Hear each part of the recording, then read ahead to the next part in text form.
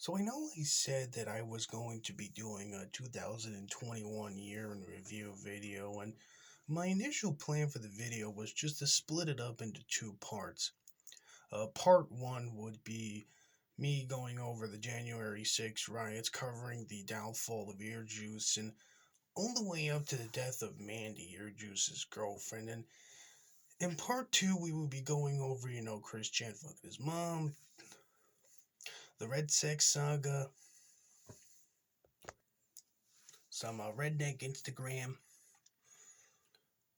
the trippy poop situation, and well, whatever else I felt like talking about. But as I was, recording part one, I decided not to do it mainly because, well, everything I wanted to talk about is already up on the channel. I've already talked about it when it happened, so if you want to know what happened in just this year alone, just go ahead and check out my videos I uploaded the past year.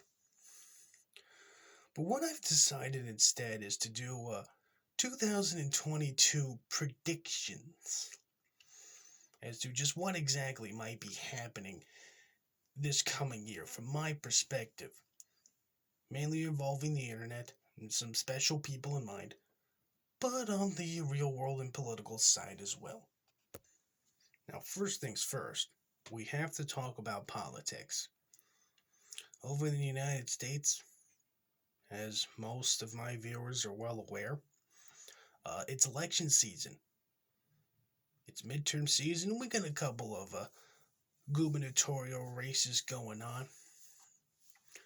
I know I've talked ad nauseum about what's been going on with New York with Andrew Cuomo getting ousted for being a fucking degenerate, and Kathy Hochul, the queen of felt, just fucking dominating everything and everyone.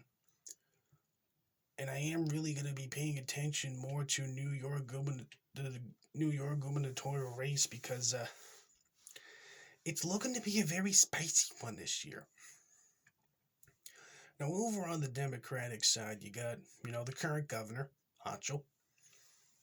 And I've also been hearing that the New York Attorney General, some fucking black lady, might be willing to throw her hat in the ring, at least on the Democrat side. And, well, we can't forget about Andy Cuomo. You see, because Andrew wasn't impeached, that means he could still hold a public office, and, well, that means he could still run to reclaim power in the state of New York. Now, whether or not Andrew Cuomo's actually gonna fucking do it is up in the air.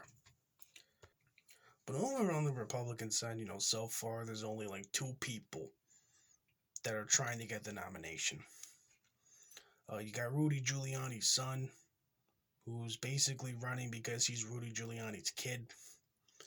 And you got a man by the name of Lee Zeldin. Now, personally, I think Lee Zeldin's gonna get the nomination. I mean, he's a family man, veteran, already a senator for New York. He's a Jew, but what can you do? So it's really up in the air as to what's going to be going on with the New York gubernatorial race. I mean, New York is as blue of a state as you can possibly get. I mean, it's pretty much East Coast California at this rate. But with the possibility of the New York Attorney General, a Democrat, trying to throw her hat in the ring, plus the possibility of Andrew Cuomo potentially maybe thinking of running again, it seems like it's going to be pretty contested as to who's going to get the Democrat nominee for the gubernatorialship. And over on the Republican side, while Giuliani's kid is still running, last time I checked, I really think it's going to go to Lee Zeldin. So maybe maybe the little Jewish army veteran will fucking become the next governor of New York. I don't know. But aside from that, as I stated already, it's already a midterm election. Now, this is going to be the make it or break it for Republicans. Because for the past year, they've been crying hysterically about election fraud. Oh my god, the election was stolen. Every election we lose, it was obviously stolen. And if the Republicans keep having this fucking mental breakdown over election fraud and shit like that, I really wouldn't be surprised if the Democrats do well. But at the same time, with the Democrats not being able to pass, Biden's Build Back Better plan, and, well, more people are dying, with COVID under Joe Biden than they did with Trump.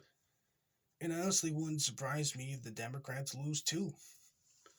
I mean, it's always been, tradition that if a Democrat becomes the president of the United States in his first midterms, the opposition party is going to take control. It's always been like that. There have been a few exceptions, but it's been before my time. So I very am much interested as to see what's going to happen with the midterms. But regardless, we're still going to have Sleepy Joe as president unless he either, well, at least until 2024 or 2028. But now that we're done with politics, we can finally talk about the internet. With two very special people in mind. And my predictions are what the fuck's going to happen to them in this coming year. Now, first, we're going to talk about Aiden Paladin. Now, 2021 really wasn't a good year for Aiden Paladin. Mainly because, in May, she had a massive mental breakdown over someone, asking her why she was caught watching Lolicon on a Twitch stream back in 2016. And, well, we all know what happened there now, don't we? And of course, later on, Aiden Paladin, for some strange reason, decided she's no longer a pagan and is fully on board the Christ train, which I firmly believe is just a grift. And now this bitch is into monarchism, even though she still considers herself to be a libertarian. So, I'm going to be the first one to say it. I think Aiden Paladin is going to have another mental breakdown this year. Whether it be over Lolly, whether it'll be over her, her libertarian monarchism views, or, her Christian grift. Regardless of what happens, I firmly believe Aiden Paladin's gonna have another fucking meltdown. When, I don't know. But you better believe I'm gonna be one of the very first people to talk about this shit. Now, I know I said we're gonna be talking about two people, but I figure let's throw in Shu. Cause why not, Like with Aiden Paladin, 2021 wasn't a good year for Shu. I mean, internet-wise, she's doing good. But, we can't forget about Shu and Head's nudes getting leaked. Plus her simping for Father Vouch, Mr. Well, I think the age of consent must be lowered and I love horse dick. If I were to take a shot in the dark as to what Shu on Head's future is, I'm going to say more nudes are going to get leaked. Or at the very least, Shu on Head's going to open up an OnlyFans account. And she's still going to be simping for Vouch.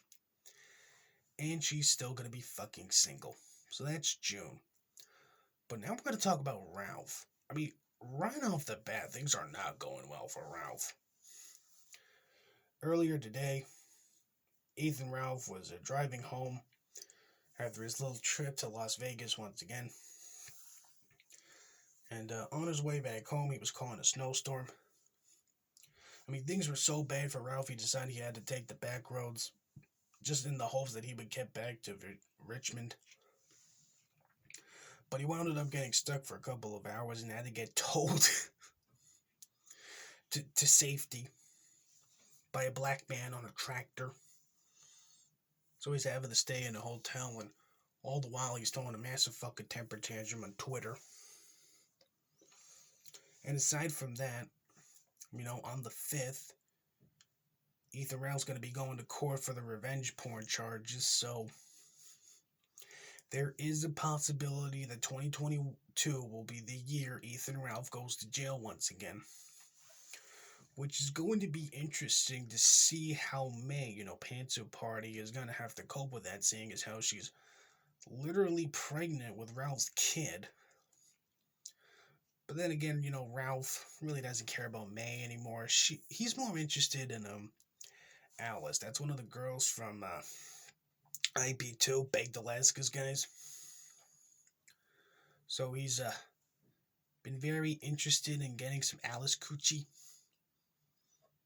Meanwhile, if you talk to Alice about, you know, Ralph potentially fucking her, she will say, no, ew, gross, I would never. So,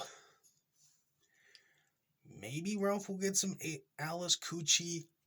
Maybe Alice will tell Ralph to stay the fuck away. I don't know. I really don't know. Again, the year is only young. But, yeah, that's where I'm going to have to end this video today. Again, like I said, if you really want to go over what I had to go through in 2021 on the internet, and all there's countless videos of me talking about various subjects. So have fun with that. And let's see what 2022 has in store for yours truly. But until then, catch you guys whenever.